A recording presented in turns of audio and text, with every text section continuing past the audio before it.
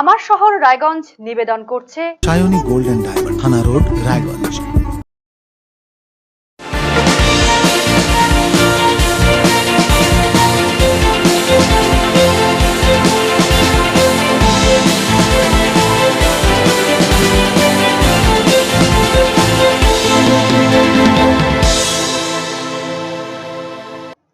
নমস্কার, আপনারা দেখছেন আরসিটিভি সংবাদ। আমার শহর রায়গঞ্জ নিয়ে এই মুহূর্তে আপনাদের সাথে আমি লহমা। প্রথমেই যে খবরের দিকে নজর রাখবো।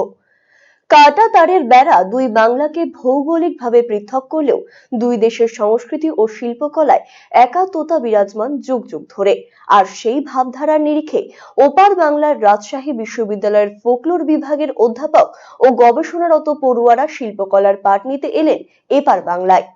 শুক্রবার সকালে রায়গঞ্জ শহরে এসে পৌঁছন তারা। এখানে তাদের সকলকে স্বাগত জানায় উত্তর দিনাজপুর চেম্বার অফ কমার্স। এরপর তারা রায়গঞ্জের প্রথিতযশা মৃৎশিল্পী ভানু পালের কুমারটুলিতে পৌঁছান। সেখানে মৃৎশিল্প কলা নিয়ে পড়ুয়াদের বিশেষভাবে আলোকপাত করানো হয়। হাতে কলমে তাদের প্রশিক্ষণ দেন ভানুবাবু। রাজশাহী বিশ্ববিদ্যালয়ের ফোকলোর বিভাগের সহকারী অধ্যাপক তথা লেখক আমিরুল ইসলাম জানিয়েছেন, পড়ুয়াদের দুই বাংলার শিল্প সৃষ্টির বিষয়ে অবগত করার জন্যই দীর্ঘদিন থেকে উদ্যোগ নেওয়া হয়েছে। সেজন্যই আন্তর্জাতিক শিক্ষা গবেষণাধর্মী সফর চলছে। দুই দিনাজপুর ও দার্জিলিং জেলার নানান তথ্য সংগ্রহ করবেন তারা। এতে উপকৃত হবে পড়ুয়ারা। এদিন ওপার বাংলার পড়ুয়াদের পাঠ দিতে পেরে আপ্লুত মৃৎশিল্পী ভানু পালও।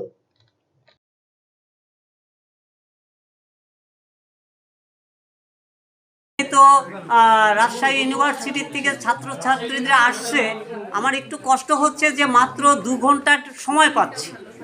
এই 2 ঘন্টার সময়ের মধ্যে তো হাতে করে দেখানো মুশকিল।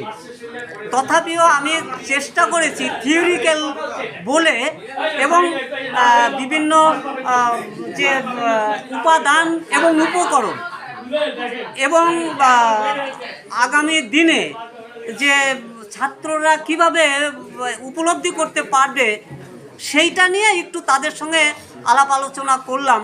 তো আমি চেষ্টা করব যে এরা মানুষ হবে, যদি এই কাজটাকেও যদি অবলম্বন করে এরা চলে, তাহলে আমি যে জায়গায় আছি এর থেকেও বড় জায়গা যাবে। এটাই আমার ছাত্রদের প্রতি একটা আমার ভালোবাসা, আমার আশীর্বাদ থাকলো যে ছাত্ররা আরও উন্নত হবে, আমার থেকেও আরও বড় জায়গায় যাবে। এই আশা আমি ছাত্রদেরকে আমি দিচ্ছি। তারা ভালোভাবে আমি বললাম কি যে আমি এত আপ্লুত হয়ে গেছি, এত আবেগপ্রবণ হয়ে গেছি যে আমার সঙ্গে শুধু বাংলাদেশের যে ছাত্রছাত্রী তা না, আজকে 4-5 জন অধ্যাপক, তারপরে এখানকার চেম্বার অফ কমার্স, তারপরে এইখানকার যারা গুণমুগ্ধ আছেন, গুণীজন আছেন, তারা পর্যন্ত এই কাজের সাফল্য কিন্তু করার জন্যে আপ্রাণ চেষ্টা করে গেছেন। এটার জন্য আমি গর্বিত। চেম্বার অফ কমার্সের যারা প্রতিনিধিত্ব আছেন তাদেরকে আমি অকুণ্ঠ ধন্যবাদ জানাচ্ছি এবং ছাত্রছাত্রীদের অকুণ্ঠ ধন্যবাদ জানাচ্ছি। যে মৃৎশিল্পী ও শিল্পী সমাজ, এই যে আজকে যারা মৃৎশিল্পকে যুগের পর যুগ হাজার হাজার বছর ধরে টিকিয়ে রেখেছে, সেই মৃৎশিল্পীরা আজকে কিন্তু এক ধরনের হুমকির সম্মুখীন পড়ে গেছে। কারণ তাদের সেই শিল্প উপকরণের চাহিদা কমে যাচ্ছে। এই যে মেলামাইন বা প্লাস্টিকের যে একটা কালচার এসে গেছে, কিন্তু সেগুলো আমাদের স্বাস্থ্য হানিকর বা স্বাস্থ্যের জন্য ক্ষতিকর। পাশাপাশি যে সুন্দর সুন্দর শিল্প উপকরণ তৈরি হচ্ছে, আজকে যদি বিদেশ থেকে কোনো অতিথি আসে, সে বাংলাদেশ হোক ভারতবর্ষ হোক, আমরা কী করি, আমাদের ঐতিহ্যবাহী একটি নাচ, ঐতিহ্যবাহী কিছু শিল্প উপকরণ, কিছু শখের হাড়ি, কিছু টেপা পুতুল, কিছু আমাদের যে ঘোড়া বা আরও চমৎকার চমৎকার যে শিল্প নিদর্শন, যেগুলো ফুল পাতা এবং বিভিন্ন মোটিভকে ব্যবহার করে আমাদের সৃষ্টিশীলতা, আমার গৃহকোণে বা আমাদের টেরাকোটা শিল্প হিসেবে আমার ড্রয়িং রুমে শোভা পাচ্ছে, সেগুলোই কিন্তু আমার সবচেয়ে আকর্ষণীয়। কতজন এসছেন? আমরা এসেছি আমাদের 30 জন শিক্ষার্থী, 13 জন মেয়ে, 17 জন ছেলে, আর আমরা 2 জন শিক্ষক। আরও কোথায় কোথায় যাওয়ার? আমরা পাশাপাশি এখান থেকে আমরা দক্ষিণ দিনাজপুরে যাব, আমরা দার্জিলিংয়ে যাব, আমরা জলপাইগুড়ি ঘুরবো, তারপরে এখান থেকে কলকাতায় যাব এবং বর্ধমানেও একটা প্রোগ্রাম হচ্ছে। কেমন লাগছে এখানে এসে? খুবই ভালো লাগছে। এখানে যারা শিল্পের সাথে জড়িত, শিল্প অঙ্গনের সাথে জড়িত এবং যারা এই বঙ্গে বিভিন্ন সাংস্কৃতিক কর্মকাণ্ড করেছেন বা কর্মকাজের সাথে যুক্ত আছেন, সেই সব মানুষগুলোকে আমরা পাচ্ছি। তাদের আন্তরিক সহযোগিতা এবং রায়গঞ্জ বিশ্ববিদ্যালয়ের ভাইস চ্যান্সেলর সহ শিক্ষকবৃন্দ, পাশাপাশি আমাদের যে চেম্বার অফ কমার্সের বন্ধুদের পাচ্ছি, তারা সবাই মিলে আমাদের সাংস্কৃতিক অঙ্গনের বিভিন্ন ব্যক্তিদের সাথে পরিচয় করিয়ে দিচ্ছেন। আসলে সত্যি বলতে মানে আমি এবং আমরা কল্পনাও করি নাই যে আমরা এত আদর আপ্যায়ন পাবো আপনাদের থেকে। আর এখন সত্যি মনে হচ্ছে যে নিজের দেশে আছি। আমরা নিজের দেশে যেই ফিলটা পাই, নিজের দেশে থেকে যেই শান্তিটা পাই, এখানে সেই শান্তিটা পাচ্ছি।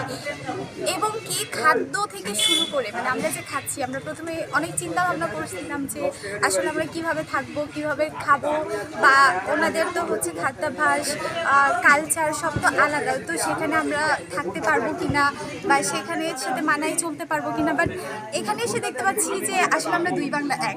মানে এটা যে প্রমাণ আগে শুনেছি, কিন্তু এখানে আমরা স্বচক্ষে প্রমাণ পাচ্ছি যে আমরা দুই বাংলা এক। আচ্ছা, টেরাকোটা রায়গঞ্জের শিলিগুড়ি মোড় থেকে ঘড়িমোড় পর্যন্ত পূর্ত দপ্তরের জায়গায় থাকা ব্যবসায়ীদের উচ্ছেদ নোটিশের বিরুদ্ধে আন্দোলন। বিক্ষোভ দেখালো উত্তর দিনাজপুর জেলার স্ট্রিট হকার্স ইউনিয়ন। এদিন ডেপুটেশন দেওয়া হয় দপ্তরের আধিকারিককে। হ্যাঁ, আমরা চাচ্ছি উন্নয়ন হোক। আমরা উন্নয়নের বাধা না, উন্নয়ন আমাদের জন্যই। গভর্নমেন্ট যদি উন্নয়ন করে সেটা শহর রাজ্যের বাসিন্দাদের জন্যই উন্নয়ন করবে। উন্নয়নের সাথে আমরাও আছি, কিন্তু তার সাথে গভর্নমেন্টকে ভাবতে হবে আমরা যে 30-40 বছর ধরে এখানে দোকান করছি, কারো বয়স 50 হয়ে গেছে, কারো 60 হয়ে গেছে, সে এমনও তো অবস্থায় তার সংসারটা কি করে চালাবে। তো গভর্নমেন্ট আমাদের অন্তত এই জিনিসটা ভেবে আমাদের পুনর্বাসন দেওয়ার একটা ব্যবস্থা করুক। উন্নয়নের আমরা কোনো দিন বাধা হই নাই, হবও না। আমরা সবসময় উন্নয়নের সাথে আছি বা থাকবো, কিন্তু গভর্নমেন্ট যাতে আমাদের বিষয়টা একটু ভাবে। আমরা অতি সাধারণ দরিদ্র ঘরের মানুষ, আমাদের পকেটে একটা ভালো জায়গা কিনে দোকান করার মতন সামর্থ্য নেই আমাদের। পূর্ত দপ্তরের উচ্ছেদের নোটিশের প্রতিবাদে রায়গঞ্জে আন্দোলনে নামল সিটু অনুমোদিত উত্তর দিনাজপুর জেলা স্ট্রিট হকার্স ইউনিয়ন। শুক্রবার রায়গঞ্জের হাসপাতাল মোড়ে অবস্থিত পূর্ত দপ্তরে ডেপুটেশন কর্মসূচি গ্রহণ করা হয়। এদিন দপ্তরের বাইরে বেশ কিছুক্ষণ চলে বিক্ষোভ কর্মসূচি। নেতৃত্ব দেন সিটু নেতা কার্তিক দাস। পূর্ত দপ্তরের এই সিদ্ধান্তের বিরুদ্ধে এদিন সুর চড়িয়েছেন তিনি। কার্তিক বাবু জানিয়েছেন, গত 11 তারিখ নোটিশ জারি করা হয়। বলা হয়, ঘড়িমোড় থেকে শিলিগুড়ি মোড় পর্যন্ত রাস্তার দুধারে পূর্ত দপ্তরের জায়গায় থাকা দোকানপাট সরিয়ে নিতে হবে। 15 দিনের মধ্যে এই কাজ সম্পন্ন করার নির্দেশ দেওয়া হয়। এই সিদ্ধান্তের নেপথ্যে পক্ষপাতিত্বের অভিযোগ এনেছেন তিনি।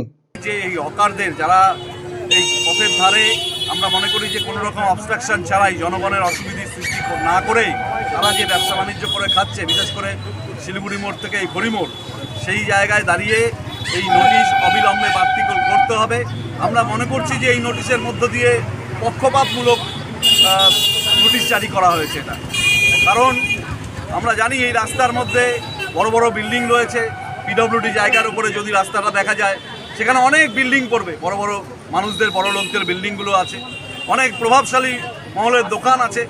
তাদেরকে কোনো নোটিশ দেওয়া হলো না। ওই রাস্তায় ড্রেনের উপরে যারা ছোটোখাটো ব্যবসায়ী ব্যবসা করে খায়, তাদের বিরুদ্ধে সরকারের যত সব আক্রমণ, তাদেরকে নোটিশ দিয়ে উচ্ছেদ করবার কথা বলা হলো। আমরা এই পক্ষপাতমূলক নোটিশ মানছি না, তাই আজকে আমরা এখানে হকার্সদের দাবি নিয়ে অবস্থান, বিক্ষোভ এবং আমরা ডেপুটেশন কর্মসূচিতে সামিল হয়েছি।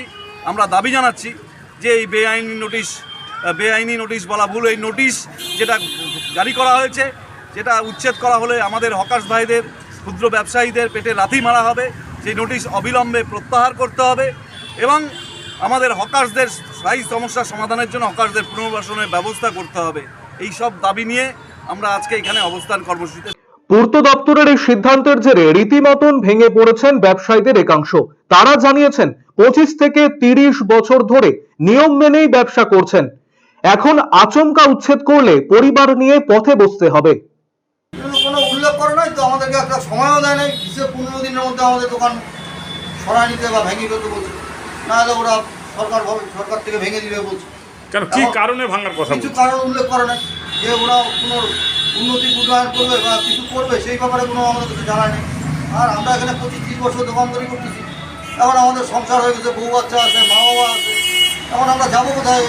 এটা নিয়ে আমরা চিন্তায় পড়ে গেছি।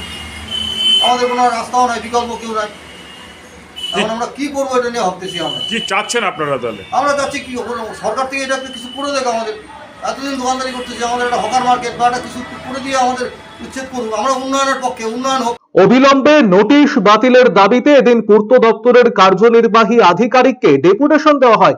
দপ্তরের আধিকারিক শরদিন্দু মণ্ডল জানিয়েছেন, শহরকে যানজট মুক্ত করতে জেলা রোড সেফটি কমিটির বৈঠকে এই সিদ্ধান্ত গ্রহণ করা হয়েছে। আচ্ছা, সেটা হচ্ছে যে আমাদের প্রত্যেকটা ডিস্ট্রিক্টেই, উত্তর দিনাজপুর ডিস্ট্রিক্টের মধ্যে এই ধরনের একটা রোড সেফটি কমিটি আছে, ঠিক আছে? তো আমাদের সাব ডিভিশনাল অফিসার যিনি আছেন, অ্যাসিস্ট্যান্ট ইঞ্জিনিয়ার, তার সাথে এখানে এসডিও সাহেব, এখানকার লোকাল যে এমএলএ এমপিরা আছেন, তাদের নিয়ে একটা কমিটি আছে, রোড সেফটি কমিটি। তো সেই কমিটির প্রত্যেক মাসে একটা করে রোড সেফটি মিটিং, ঠিক আছে? তো এই কিছুদিন আগে যে মিটিংটা হয়েছে, সেই মিটিংয়ে ডিসাইড করা হয়েছিল যে আমাদের আপাতত শিলিগুড়ি মোড় থেকে ঘড়ি মোড় পর্যন্ত এই শহরের মধ্যে দিয়ে যে রাস্তাটা গেছে সেইটা যানজটমুক্ত করা। উদ্দেশ্যটা একটাই, যাতে পথচারীদের যাওয়া আসার সুবিধা হয়। মেন রাস্তার ওপরে যদি দোকানপাটগুলো চলে আসে, তাহলে সেক্ষেত্রে কি হচ্ছে, ওই রাস্তার ফুটপাত দিয়ে মানুষজন হাঁটতে পারছে না। দ্বিতীয়ত, গাড়ি ঘোড়া যেগুলো শহরের বুকে মানে মার্কেট প্লেসের মধ্যে যে পার্কিংগুলো হচ্ছে, সেটা মেন ব্ল্যাক টপের ওপরে পার্কিংগুলো হয়ে যাচ্ছে। এর ফলে পথচারীদের যাওয়া আসার অসুবিধা হচ্ছে, অ্যাক্সিডেন্ট ঘটছে, অ্যাম্বুলেন্স যেতে পারছে না, স্কুলে যাওয়ার যে বাচ্চারা আছে তাদের অসুবিধা হচ্ছে, মুমূর্ষু রোগীরা হসপিটালে পৌঁছতে দেরি হচ্ছে। আরসিটিভি সংবাদ, রায়গঞ্জ। বিধায়কের মন্তব্যের বিরুদ্ধে তীব্র আন্দোলনে সামিল হলো দ্য গ্রেটার কোচবিহার পিপলস অ্যাসোসিয়েশনের সদস্যরা। শুক্রবার রায়গঞ্জের কর্ণজোড়ায় অবস্থিত বিরসা মুন্ডা মার্কেট কমপ্লেক্সের সামনে থেকে শুরু হয় ধিক্কার মিছিল। পরে নাটাবাড়ির বিধায়ক মিহির গোস্বামীর কুশপুতুল দাহ করা হয়। কর্মসূচিতে নেতৃত্ব দেন সংগঠনের কেন্দ্রীয় কমিটির যোগাযোগ সম্পাদক মোহনলাল সিংহ। তিনি জানিয়েছেন, সম্প্রতি নাটাবাড়ির বিধায়ক মিহির গোস্বামী রাজবংশী মাধ্যমিক স্কুলগুলি সম্পর্কে বিতর্কিত মন্তব্য করেছিলেন। তার প্রতিবাদে এই কর্মসূচিটি।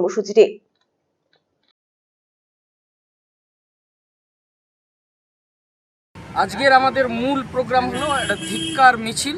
এই ধিক্কার মিছিল কেন, যে গত 18 ডিসেম্বর নাটাবাড়ি, কুচবিহার নাটাবাড়ির বিধায়ক মিহির গোস্বামী উনি প্রেস কনফারেন্স করে আমাদের রাজবংশী মিডিয়াম যে স্কুলগুলো হয়েছে এবং 200 স্কুল উত্তরবঙ্গে, সেই রাজবংশী মিডিয়াম স্কুলগুলোর বিরুদ্ধে উনি কথা বলেছেন এবং বিতর্কিত মন্তব্য করেছেন। আমরা তারই প্রতিবাদে যে ওরা মিহির গোস্বামী এবং ওনার দল তাহলে কি রাজবংশীদের উন্নয়ন চান না, রাজবংশীদের কি ভালো চান না? এই যেহেতু রাজবংশী মিডিয়াম প্রাথমিক বিদ্যালয়গুলোর বিরোধিতা করেছে, সেই জন্য আমরা ওনাকে ধিক্কার জানাচ্ছি, তীব্রভাবে আমরা ওনার ধিক্কার জানাচ্ছি। মুখ্যমন্ত্রী মমতা বন্দ্যোপাধ্যায়ের অনুপ্রেরণায় চলছে 8ম দফায় দুয়ারে সরকার কর্মসূচি। আগামী 30 ডিসেম্বর পর্যন্ত চলবে এই কর্মসূচিটি। শহরাঞ্চল থেকে শুরু করে গ্রামাঞ্চলে স্বতঃস্ফূর্তভাবে নিজেদের সমস্যা নিয়ে দুয়ারে সরকার ক্যাম্পে হাজির হচ্ছেন উপভোক্তারা। শুক্রবার দুপুরে দুয়ারে সরকার শিবিরটি অনুষ্ঠিত হলো 14 নম্বর কমলাবাড়ি 1 নম্বর গ্রাম পঞ্চায়েতের অন্তর্গত কর্ণজোড়া হাই স্কুলে। শুরু থেকে শিবিরে ভিড় জমিয়েছেন উপভোক্তারা। সরকারি সুযোগ সুবিধা সংক্রান্ত নানান সমস্যার বিষয়ে সরাসরি সমাধান করছেন পঞ্চায়েত কর্মীরা। নির্মাণ সহায়ক রবি শঙ্কর রায় জানিয়েছেন, এদিন প্রায় 1000 খানেক উপভোক্তা হাজির হয়েছিলেন শিবিরে। 36টি প্রকল্পের পরিষেবা প্রদানের পাশাপাশি চলছে উৎকর্ষ বাংলার অধীনে রেজিস্ট্রেশনের কাজও।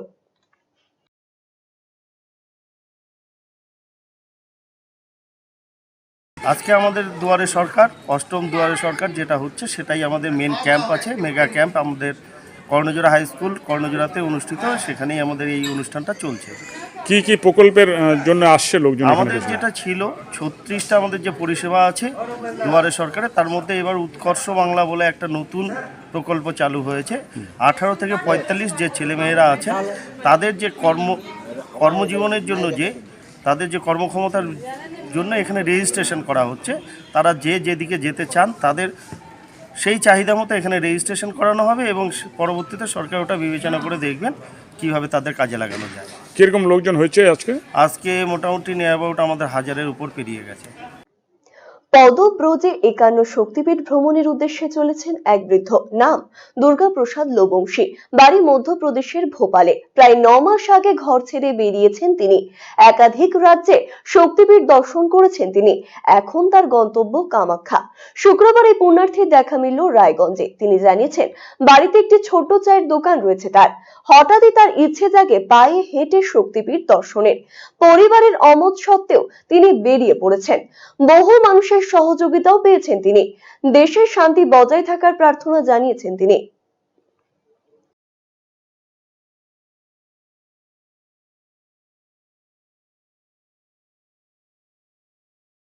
मैं अभी कामाख्या देवी जा रहा हूँ, 51 शक्तिपीठ की यात्रा पे हूँ। 10 मार्च 2023। उसके बाद में तो पैदल चल रहा हूँ। उसके बाद में गुजरात गया, राजस्थान गया, पंजाब, हरियाणा और वैष्णो देवी, अमरनाथ, लेह लद्दाख, नेपाल, यूपी, बिहार और ये आपके बंगाल में है। इधर से मैं कामाख्या जाऊँगा। कामाख्या के बाद में त्रिपुरा भी जाना है। त्रिपुरा के बाद में बांग्लादेश भी जाना है। हाँ जी, बांग्लादेश में भी 4 शक्तिपीठ है। मोटो बस यही दर्शन करना है, सुख शांति की प्रार्थना करना है, शांति बनी रहे प्रदेश में, देश में, बस यही है और तो कुछ नहीं है। मेरा पहले चाय का दुकान था, होटल है, अभी भी है, बच्चे चला रहे हैं। नहीं, घर का लोगों का फ़ोन आता है, बातें होती है। वो तो हमारी इच्छा थी, घर के लोग तो मना कर रहे थे नहीं निकलना है, और हम निकले हैं। तो हमारा वैसे कुछ है नहीं, चाय वगैरह पीते हैं, दिन में खाना खाते नहीं हैं। रात को मंदिर में 5 बजे के बाद में रुकते हैं, तो मंदिर में भोजन प्रसादी हो जाती है, और रास्ते में भी नाश्ता पानी भक्त लोग मिल जाते हैं, वो करा देते हैं। तो पैसे में से की तो कोई समस्या होती नहीं है। थोड़ा बहुत होता है तो वो दक्षिणा वगैरह मिल भी जाती है। স্বাদে গন্ধে অতুলনীয় বিকৌরের বেগুন এখন ওই অঞ্চল সহ সংলগ্ন এলাকার চাষীদের জীবন জীবিকার অন্যতম ভরসা। বিঘার পর বিঘা জমিতে সবুজ বেগুনে ছেয়ে যায় প্রতি বছর। শুধু এই জেলা নয়, অন্যান্য জেলাতেও এর কদর রয়েছে। তবে অন্যান্য বছরের তুলনায় এবারে বেগুনের ফলন মন্দা হওয়ায় কিছুটা হতাশায় চাষিরা। বন্যার কারণে ফলনটাও কম হয়েছে এবং সাইজটাও কম হয়েছে। আমরা যা প্রতিবার দাম পেতাম এবার দাম পাবো, কিন্তু আমাদের আবার ফলনও হলো না। সরকার কোনো ফ্যাসিলিটি হোক কৃষককে, যারা কিষান করে তারা তো মারা গেল, তাদের টাকা সেটার জন্য কিছু দেওয়া হোক। শীতকাল মানেই বিকৌরের বেগুন। উত্তরবঙ্গ ছাড়িয়ে আজ যা রাজ্যের বিভিন্ন প্রান্তের মানুষের কাছে সমাদরে গৃহীত হয়েছে। রায়গঞ্জ ব্লকের 9 নম্বর গৌরী গ্রাম পঞ্চায়েতের অন্তর্গত ভিটিয়ার এলাকায় বিঘার পর বিঘা কৃষি জমিতে এই বেগুনের চাষ হয়। অনেকেই বলেন বড় বড় আকৃতির এই বেগুন একটা সময় স্থানীয় বিকৌর হাটে বিক্রি হতো, তাই এর নামকরণ হয়ে যায় বিকৌরের বেগুন। স্বাদে গন্ধে অতুলনীয় এই বেগুনের স্বাদ একবার যিনি গ্রহণ করেছেন তিনিই তার প্রতি আকৃষ্ট হয়েছেন। প্রতি বছরই শীতকাল এলেই খোঁজ করতে হয় এই বেগুনের। বর্তমানে এই প্রজাতির বেগুন চাষ হচ্ছে সংলগ্ন 8 থেকে 10টি গ্রামে। শুধু চাষ নয়, তার চাহিদাও দিনকে দিন বেড়ে চলেছে, যাকে ঘিরে উৎসাহ দ্বিগুণ বেড়েছে চাষিদের মধ্যে। বেশ কয়েক বছর হলো বাড়ছে ফলন। কৃষকরা জানিয়েছেন তাদের উৎপাদিত বেগুন এই জেলা ছাড়িয়ে অন্যান্য জেলা এমনকি কলকাতাতেও রপ্তানি হয়। জেলার পাশাপাশি অন্যান্য জেলাতেও এর চাহিদা বেড়েছে। কৃষকদের দাবি, প্রতি বছর বন্যার সময় এই এলাকায় জল জমে যায়, ফলে জমিতে পলি পড়ে, তাই এই জমিতে উৎপাদিত বেগুনের স্বাদ অনেকটাই বেশি হয়। তবে এবছরে বেগুনের ফলনে কিছুটা ভাটা পড়েছে। চাষিরা জানিয়েছেন গত বছর রেকর্ড সংখ্যক বেগুনের চাষ হয়েছিল, কিন্তু এবারে বেগুন লাগানোর সময় ভরা বর্ষায় বন্যা পরিস্থিতির সৃষ্টি হয়, আর তার জেরেই বেগুনের ফলন কম হয়েছে, আকারেও আগের তুলনায় কিছুটা ছোট। ফলে দাম নিয়ে হতাশায় চাষিরা। অনেক চাষি এবার বেগুন চাষ করতে পারেননি বলে জানিয়েছেন তারা। আমরা যখন বেগুন লাগানোর সময় হলো, আমরা চাষিরা যখন বেগুন লাগানো শুরু করলাম, তখনই দুর্গাপূজার আগে আমাদের বন্যা আসে। অনেক চাষি ভাই এবার একদম নাজের হাল অবস্থা, বেগুন করতে পারেনি। আর যে চাষি ভাইগুলো করেছে, তো ওই বন্যার কারণে ফলনটাও কম হয়েছে এবং সাইজটাও কম হয়েছে। আমরা যা প্রতিবার দাম পেতাম এবার দাম পাবো, কিন্তু আমাদের আবার ফলনও হলো না। এই জন্যই আমাদের এবার আমরা মান্দা একদম। আর সব চাষি এখন ওই বেগুনের বদলে কেউ সরষা বা কেউ ভুট্টা লাগাইছে। আমাদের বেগুন এখানে বিখ্যাত, কিন্তু এটা বিঘুয়ার না, এটা আমাদের আগে আমরা টাউনে কোনো যোগাযোগ ছিল না। আমার বিঘুয়ার হাট আমাদের মার্কেট, মহিষের গাড়ি বা ভুইসের গাড়ি করে আমাদের বাপদা ধরে নিয়ে যেত, তার জন্যই বিঘুরের বেগুন বলে এটা পরিচিত। কিন্তু সত্যি এই বেগুনটা হচ্ছে ভিটিয়ারের।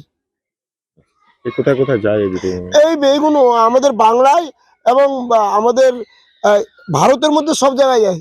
আমাদের এখানকার বাংলার মধ্যে শিলিগুড়ি, কলকাতা, দার্জিলিং এবং মালদা নানান জায়গায় যায়। দীঘা যায়, দীঘা পিকনিক হয়, দীঘা যায় কিন্তু। আর সত্যি এখানকার বেগুনের টেস্টিটা আলাদা। কেন টেস্টি হয়? আমাদের এটা বন্যা কবলিত এলাকা, 1 নাম্বার। আর বন্যার সময় যে পলি মাটিটা হয়, পলি মাটিটার কারণে আমাদের এখানকার বেগুনটা টেস্টিটা বেশি হয়। আমরা সার দিয়ে বেগুনটা করি না, সেরকম দেখতে পাবো না, কিন্তু ফলনের মানে কম আসার কারণে কিন্তু লাভ ছিল, ফলন হলে লাভ হচ্ছিল আর কি, ফলনটা কম হয়েছে। খুব কম ছোট ছোট বেগুন হয়, বন্যার জন্য সে জমি জলে ভরে গেছিল, তার জন্য বেগুনও মার গেছে, বেগুনও হয়নি। আর যে 2-1টা আছে ছোট ছোট খুব বেগুন হয়। এই বন্যার জন্য, পানির জন্য, পানি খারাপ আসছিল মানে। হ্যাঁ, মোটামুটি 1 কেজির মতন হয়, না হলো 3টায় 2 কিলো হবে, 2.5 কিলো হবেই। অনেক জায়গায় মালদা যায়, কলকাতায় যায়, শিলিগুড়িতে যায়। অসুবিধা তো হবে, কৃষকরা তো মারে গেল। যখন বন্যা আসছিল তখন তো বেগুনের গাছ বড় বড় হয়ে গেছিল, কুড়ি আসছিল ছোট ছোট, তখন বন্যা খেয়ে গেল সম্পূর্ণ, বিপদে পড়বে। আর পেয়েও গেল, মোটামুটি 1 বিঘা জমি 10,000 নর্মাল খরচা করে দিয়েছিল, তারপরে বন্যা আসে খেয়ে গেল। এই কুটো আমার উঁচা জমি ছিল, তা বলে আছে, না হলে তো এটাও যেত। সরকার কোনো ফেসিলিটি দোক কিষানকে, যারা কিষান করে তারা তো মারা গেল, তাদের টাকা সেটার জন্য কিছু দেওয়া হোক। আরসিটিভি সংবাদ, রায়গঞ্জ। শীতের মৌসুমে পিঠের আস্বাদন না হলে 16 কলা অপূর্ণই থেকে যায়। আর তাই এখন সকাল সন্ধে রায়গঞ্জের বাজারগুলিতে ভাপা পিঠের রমরমা চাহিদা। ভিড় বাড়ছে ক্রেতাদের, খুশি বিক্রেতারাও। এখানে এই যে ভাকা কিনলাম, শীতকালে খুব ভালো লাগে এই ভাকা খেতে। এখানে খাচ্ছি না, এই যে নিয়ে যাচ্ছি বাড়ির জন্য 2টো। বেশি দামও না, 5 টাকা করে এক একটা পিস। আর শীতকালেই এটা বেশি ভালো লাগে। শীতকাল মানেই পিঠে পুলির সমাহার, আর বাঙালি মানেই খাদ্য রসিক। তাই শীতের সকালে পিঠে পুলির আস্বাদন মানে যেন স্বর্গসুখ। একসময় বাড়ির মা ঠাকুমারা চালের গুঁড়ো, নারকেল, গুড় দিয়ে রকমারি পিঠে বানালেও আধুনিক যুগে ঘরে ঘরে সেই প্রবণতা অনেকটাই কমে গিয়েছে। এখন সবকিছুই রেডিমেড। আর তারই ফলস্বরূপ বিভিন্ন বাজারে শীতকালে বসে পিঠের দোকান। বিশেষ করে ভাপা পিঠের জনপ্রিয়তা এই সময় বেড়ে যায়। কার্তিক মাসের শেষ দিক থেকেই বাজারে বাজারে ভাপা পিঠের হিড়িক পড়ে যায়। সকাল সন্ধে বাজারে বেরোলেই মাটির হাঁড়িতে ফুটতে থাকা গরম জলের ভাপে চালের এই পিঠে তৈরির দৃশ্য নজরে আসে। নরম এই পিঠের ভেতরে দেওয়া হয় গুড়ের প্রলেপ। শীতের কুয়াশা মোড়া সকাল রায়গঞ্জের বিভিন্ন বাজারগুলিতে ভাপা পিঠের দোকানে ভিড় করছেন ভোজনপ্রেমী মানুষ। অনেকেই পিঠের দোকানে উনুনের পাশে বসেই খেয়ে নিচ্ছেন গরম গরম পিঠে। স্বাদে অতুলনীয়, দামও কম, তাই ভাপা পিঠের চাহিদা এখন তুঙ্গে। বাজার করতে পারি ভাপা পিঠা খাওয়ার জন্য। কেমন লাগে খেতে? খেতে ভালো টেস্টি, এটা শীতকালে ভালো লাগে। বিশেষ করে শীতকালে হচ্ছে সব থেকে খেতে ভালো লাগে, এই জন্য হচ্ছে শীতকালেই মানুষ খায়। এবং হচ্ছে আমিও আসি মাঝে মধ্যে, এই বাজার করতে আসি। এই বাজার করে আসার সময় মাঝে মধ্যে যত ঠান্ডা পড়ে, ঠান্ডার দিনে হচ্ছে। পিঠে বিক্রেতা শর্ফিলা রাজবংশী এবং মামনি বর্মন জানিয়েছেন, চালের গুঁড়োর সাথে আটা বা ময়দা মিশিয়ে তৈরি করা হয় এই পিঠে। তাতে দেওয়া হয় নারকেল এবং গুড়। মাটির উনুনে খড়ি জ্বালিয়ে সন্ধ্যা থেকে রাত পর্যন্ত পিঠে তৈরি করে বিক্রি করছেন। চালের গুঁড়া, নারকেল গুড়, আর সাথে আছে দিনা চাটনি, বিট লবণ, যাই যেরকম খাই আর কি। শীতের একটা সিজনের খাওয়া। আগে তো গ্রামের বাড়ি সবাই ভাকা তৈরি করতো, সবাই কুটুম স্বজন আসতো খাওয়ার জন্য। এখন তো কিনতে পাওয়া যায়। এটা ভাজতেছি। কি পিঠা এটা? ভাকা বলে, ভাকা পিঠা। কি করছো এটা? আগে তৈরি করতে চালটা ভিজাইতে হবে, ভিজাই আবার ছাঁকে দিতে হবে, ছাঁকে দিয়ে আবার কুটে আনতে হবে, কুটে আনে ফেনের পাতা সিলাইতে হয়, তারপরে চালটা আবার জল দিয়ে মাখতে হবে, তারপরে তো তৈরি হবে ভাকাটা। ভালোই হয়। সব মিলিয়ে এখন সকাল সন্ধে ভাপা পিঠের রসনা তৃপ্তিতে মজেছেন রায়গঞ্জের মানুষ। আরসিটিভি সংবাদ, রায়গঞ্জ। এবারে চোখ রাখছি খেলার খবরে। রায়গঞ্জ টাউন ক্লাবের পরিচালনায় চলছে ঐতিহ্যবাহী কুলুদাকান্ত মেমোরিয়াল চ্যাম্পিয়নশিপ ও Tarapada memorial runners up cup football tournament 2023। শনিবার এই টুর্নামেন্টের উদ্বোধন হয়। সূচি অনুযায়ী শুক্রবার ছিল দ্বিতীয় সেমিফাইনাল। এই সেমিফাইনাল ঘিরে সকাল থেকেই টানটান উত্তেজনা ছিল দর্শকদের মধ্যে। এদিন দ্বিতীয় সেমিফাইনালে মুখোমুখি হয় বৈদ্যবাটি বনাম রায়গঞ্জ টাউন ক্লাব। দ্বিতীয় সেমিফাইনালে বৈদ্যবাটিকে হারালো রায়গঞ্জ টাউন ক্লাব। নির্ধারিত সময় খেলায় গোল শূন্য থাকায় ট্রাই বেকারের মাধ্যমে ম্যাচের ফলাফল হয়। ট্রাই বেকারে 5-4 গোলে বৈদ্যবাটিকে হারালো টাউন ক্লাব। শনিবার টুর্নামেন্টের ফাইনালে মুখোমুখি হবে ইমামি ইস্ট বেঙ্গল এবং রায়গঞ্জ টাউন ক্লাব।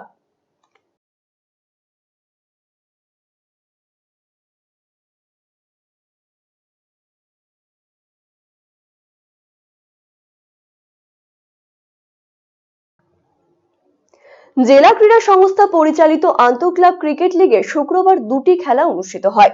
রায়গঞ্জ স্টেডিয়ামে লিগের প্রথম খেলায় মুখোমুখি হয় দ্বিতীয় ডিভিশন গ্রুপ বি এর দুই দল দিনাজপুর ইয়ং স্পোর্টিং ক্লাব এবং রায়গঞ্জ কুলিক স্পোর্টস। কুলিক স্পোর্টসকে হারিয়ে জয় পায় দিনাজপুর ইয়ং স্পোর্টিং। অপর খেলায় মুখোমুখি হয় দ্বিতীয় ডিভিশন গ্রুপ এর দুই দল বীরনগর উন্নয়ন সমিতি এবং রায়গঞ্জ একার্ড। এই খেলায় জয় পায় বীরনগর উন্নয়ন সমিতি। আন্তঃক্লাব ক্রিকেট লিগের খেলা চলছে রায়গঞ্জ স্টেডিয়ামে। জেলা ক্রীড়া সংস্থা পরিচালিত ক্রিকেট লিগে শুক্রবার ছিল দ্বিতীয় ডিভিশনে দুটি খেলা। প্রথম খেলায় মুখোমুখি হয় দ্বিতীয় ডিভিশন গ্রুপ বির দুই দল দিনাজপুর ইয়ং স্পোর্টিং ক্লাব এবং রায়গঞ্জ কুলিক স্পোর্টস। টসে জিতে প্রথমে ব্যাট করার সিদ্ধান্ত নেয় দিনাজপুর ইয়ং স্পোর্টিং ক্লাব। নির্ধারিত 20 ওভারে 7 উইকেট হারিয়ে 115 রান তোলে দিনাজপুর ইয়ং স্পোর্টিং ক্লাব। দলের দুই ব্যাটসম্যান বিশ্বরূপ রক্ষিত 26 বলে 31 রান এবং জিভি জ্ঞানেন্দ্র আনন্দ 17 বলে 13 রানে আউট হয়।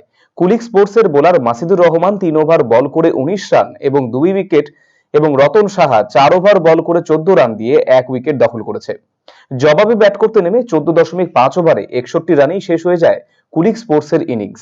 দলের ব্যাটসম্যান গণেশ জয়সওয়ারের 15 বলে 18 রান এবং রতন চৌহান 32 বলে 16 রানে আউট হয়ে যায়। দিনাজপুর ইয়ং স্পোর্টিং এর বোলার সমৃদ্ধ মন্ডল 4 ওভার বল করে 15 রান দিয়ে 4 উইকেট এবং মানব মজুমদার 2 ওভার 5 বল করে 5 রান দিয়ে কুলিক স্পোর্টসের 3 উইকেট তুলে নেয়। লিগের এই খেলায় 54 রানে কুলিক স্পোর্টসকে হারিয়ে জয় পায় Dinajpur young sporting club. Man of the match নির্বাচিত হয়েছেন দিনাজপুর ইয়ং স্পোর্টিং এর সমৃদ্ধ মন্ডল। শুক্রবার দ্বিতীয় খেলায় মুখোমুখি হয় দ্বিতীয় ডিভিশন গ্রুপ এর দুই দল বীরনগর উন্নয়ন সমিতি এবং রায়গঞ্জ একার্ড। প্রথমে ব্যাট করতে নির্ধারিত 20 ওভারে 3 উইকেট হারিয়ে 173 রান সংগ্রহ করে বীরনগর উন্নয়ন সমিতি। 100 রান করেন বীরনগরের সৌভিক দাস। 63 বলে ব্যক্তিগত 108 রানে আউট হন সৌভিক দাস। অপর ব্যাটসম্যান পাপাই সাহা 19 বলে 30 রান করেছেন। রায়গঞ্জ একার্ডের বোলার সঞ্জীব মন্ডল 4 ওভার বল করে 20 রান দিয়ে 1 উইকেট দখল করেছে। জবাবে ব্যাট করতে নেমে 18 ওভারে 104 রানে শেষ হয়ে যায় রায়গঞ্জ একার্ডের ইনিংস। দলের ব্যাটসম্যান সঞ্জীব মন্ডল 32 বলে 61 রান করেছে। বীরনগরের বোলার কৃষ্ণেন্দু দাস 4 ওভার বল করে 10 রান দিয়ে 3 উইকেট এবং অপর বোলার প্রিন্স সাহা 4 ওভার বল করে 36 রান দিয়ে রায়গঞ্জ একার্ডের 3টি উইকেট তুলে নিয়েছে। এই খেলায় 75 রানে রায়গঞ্জ একার্ডকে হারিয়ে জয় পায় বীরনগর উন্নয়ন সমিতি। 17 রান করার সুবাদে ম্যান অব দ্য ম্যাচ নির্বাচিত হয়েছেন বীরনগর উন্নয়ন সমিতির সৌভিক দাস। আরসিটিভি সংবাদ, রায়গঞ্জ। পঠন পাঠনের পাশাপাশি পড়ুয়াদের শারীরিক বিকাশ অত্যন্ত জরুরি। আর সেই লক্ষ্যে শুক্রবার দুপুরে দুর্গাপুর পাবলিক স্কুলে অনুষ্ঠিত হলো বাৎসরিক ক্রীড়া অনুষ্ঠান। এদিন স্কুল গ্রাউন্ডে এই প্রতিযোগিতামূলক ক্রীড়া অনুষ্ঠানটি অনুষ্ঠিত হয়। 7টি ইভেন্টে খেলাধুলায় মেতে ওঠে পড়ুয়ারা। উপস্থিত ছিলেন স্কুলের সেক্রেটারি শ্যামল ব্রহ্ম, প্রিন্সিপাল পার্থ প্রতিম সামন্ত সহ অন্যান্যরা।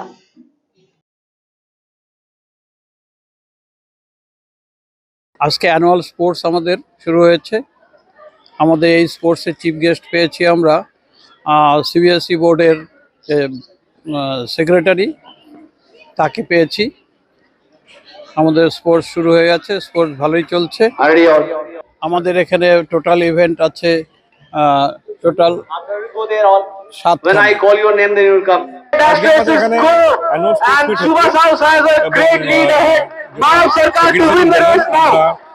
এখানে